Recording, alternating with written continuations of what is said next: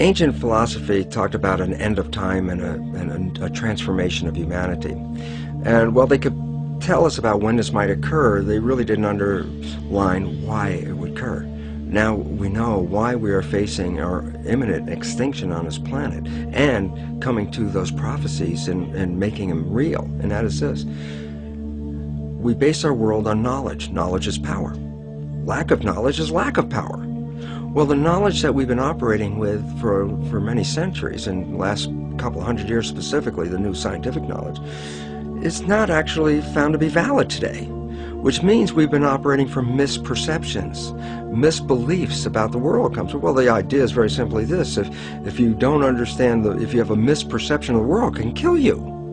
And so the significance, I'll give a simple example, is that if we had an anorexic person standing right here, and you and I looked at this anorexic person, we say, well, this person's near death, skin and bones. And we should ask them, what do they see when they look in the mirror? They say, well, I look in the mirror, I see this overweight, bloated person.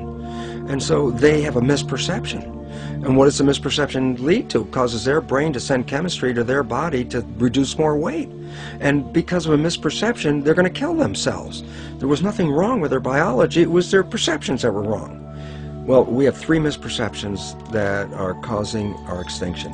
One is the belief that the material realm is all there is and all that matters, so that matter is all that matters. Number two is the belief that genes control our lives, which make us victims because we didn't pick the genes and can't change them and they have power over us. And the third one is an extension of Darwinian belief that says that the world is based on a struggle for survival. We all know about the rat race. And why is it a rat race? Because our fundamental belief is that if you don't go out there and fight to stay alive, you'll be trampled and killed. And so we see a world based on this Darwinian world, a nightmare of a struggle for survival, which involves war and competition and gouging each other for each one climbing up on the back of another to stay alive. So what's wrong with these perceptions? Well, number one, the belief that matters is all that matters. That's a Newtonian belief. Quantum physics has come in and said, boy, did you make a mistake on that. It's not the physical matter that's most important, it's the invisible stuff you can't see, because it's the invisible fields, the energy fields, that shape matter in the same way that a magnet can cause the shaping of iron filings. So if you look at the structure of what's going on in here and blame it on the structure, no, you missed it. It's based on the invisible. But the biggest part of contribution to that invisible from us is our mind. Our minds are shaping the world. So whatever we believe is like a magnetic field that shapes our biology and our life to conform to the belief. So it says, wow, if that's true, then all of a sudden we should put more emphasis on the mind than on the body part. And that if we change our beliefs, then we can save our world.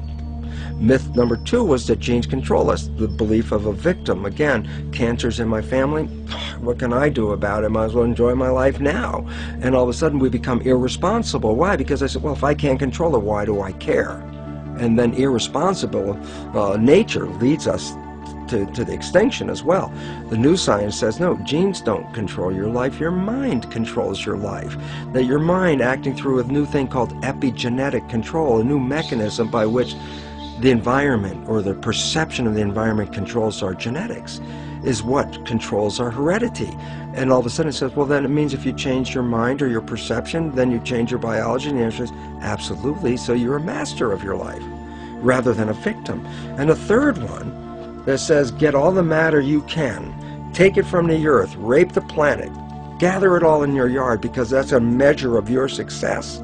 Turns out, no, it's not. And the competition you use to gather all this matter is actually now found to be destructive, because evolution is based on a cooperation. When we look into the biosphere, it's all a balanced, harmonious community except for us, because our belief says it's a struggle. The plants and the animals behind me, they look at it as this is a garden for them. We're the only ones that are out of the garden by a misperception.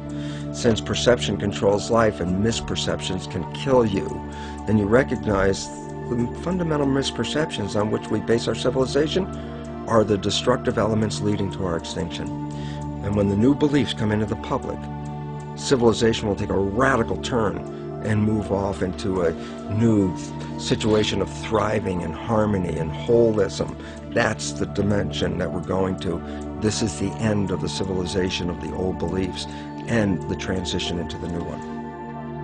It's really interesting when we look at the world right now. It's in crisis, and that really promotes a lot of fear, which then creates a worse situation, because then we get into protection, shut ourselves down. So I think we should look at what's really going on in a different understanding. Cells are like people, and you have 50 trillion cells in you, so you have 50 trillion citizens, people inside of you. But imagine you were inside a caterpillar, and you were in there with millions and millions of other cells, and all the cells have jobs: digestion, respiration, muscle cells doing their thing. Everybody's got a job.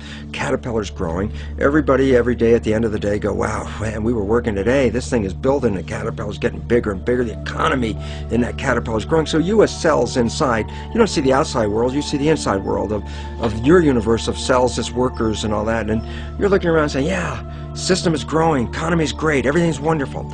Then there's a point where the caterpillar reaches a certain size and things start to slow down. And all of a sudden when things start to slow down, there's like more cells than necessary for the jobs. Cells start getting laid off. Actually, what's happened. And many cells in this fear state actually commit suicide, which in biology is called apoptosis. They actually commit suicide because they look around going, oh, the thing's falling apart. Everybody's losing their work. That seems like it's coming to an end. And while everybody's in that panic fear, there are other individual cells in there that are not panicked. These other cells, genetically identical, but have a different vision. And they're called imaginal cells. That's the name of them. And these imaginal cells, they're in the midst of all this falling apart of their civilization, are looking and say, there's something better and more beautiful in front of us. They're the ones that create the butterfly. So from the same population that's going down with the caterpillar, many of these imaginal cells, which are the equivalent of cultural creatives, have a new vision for the civilization, saying, wait, restructure this thing. We can restructure this. We can make something far better. What's happening in the world today is the end of the caterpillar.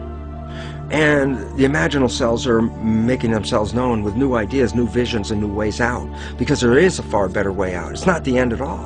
And most importantly, it's the young people have to recognize they're the population of imaginal cells, because it's up to them to take what was brought into the civilization and restructure it so they can build that butterfly civilization that is far more magnificent. So rather than looking at fear, right now, look at this as the moment of opportunity, because there's something so much better on the horizon, but we can only get there by eliminating the structure as it is now, because the structure as it is now is providing for our extinction. Why is the myth perception of genes such a problem? And the answer is, if you buy that genes control you, then you buy yourself as a victim. And as soon as you buy yourself as a victim, you let go of your power in creating life. The new science of epigenetics totally reveals that this is not true, and in fact takes the mind and uses that as the shaper of the physical world. And the third myth perception that is affecting us right now is a Darwinian belief that evolution is based on a struggle for survival, with the fittest being the winners. So that, what does all this lead to? It leads to a belief of materialization, that matter is all there is, and that people fight over the matter, because whoever has the most matter wins, according to the Darwinian theory of having the most and being the winner and being the fittest. And it makes a whole world based on competition. And the new science completely undermines that whole thing, because the new science says evolution is based on cooperation. And if you don't cooperate, then the whole thing is lost. What we're seeing right now is, with all the competition of each other destroying each other, wars, competing for material existence, raping the planet and tearing it apart to get some pieces of it to hold in your hands and say you won the game.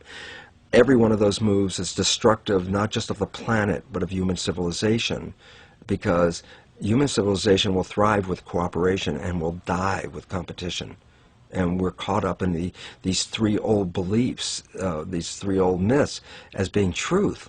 And if you operate from these truths, then you end up with the extinction that lies before us.